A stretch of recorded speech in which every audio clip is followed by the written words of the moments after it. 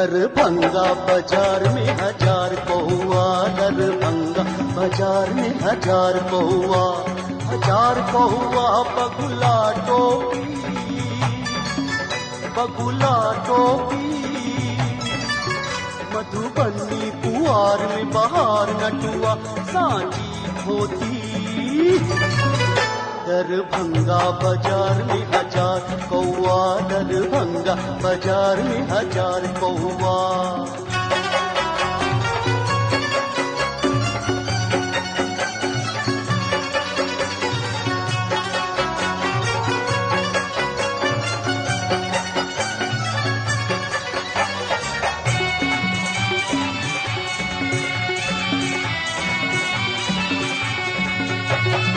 बजे छठ तक का बाहर चल जाओ, जाओ कलकत्ता तू पैसा कमाओ। बजे छठ तक का बाहर चल जाओ, जाओ कलकत्ता तू पैसा कमाओ। अंडा वाली टहल जे स्वाद अलग घर के रोटी। दरभंगा बाजार में हजार कौआ, दरभंगा बाजार में हजार कौआ।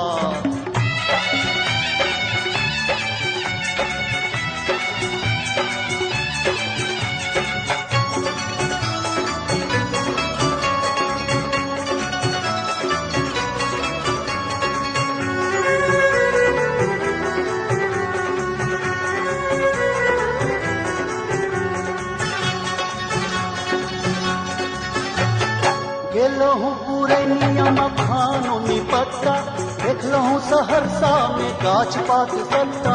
गेलहूँ पूरे नियम खानो निपत्ता, देखलहूँ सहरसा में गाछ पात सत्ता। पटना में मंत्री के घटना घटल, दुर्घटना पोती।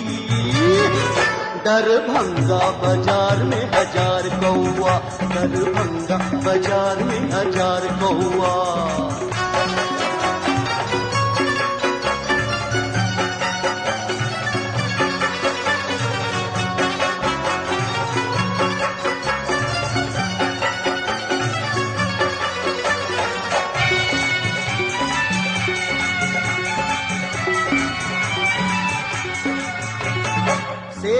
मधेपुर मुजफ्फरपुर जे सुर बिन सुर बिनु असुर ससुर के।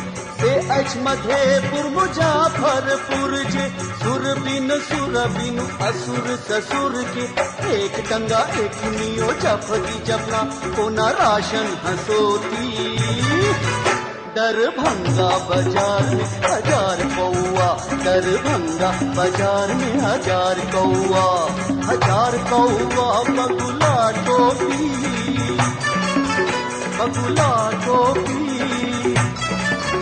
मधुबनी पुआर में बहार नटुआ सांची होती।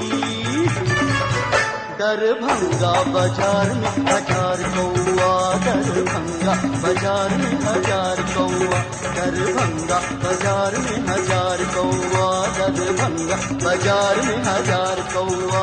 हजार कौआ बगुला टोपी, बगुला टोपी। मधुबनी पुआर में बहार नटुआ सांची होती।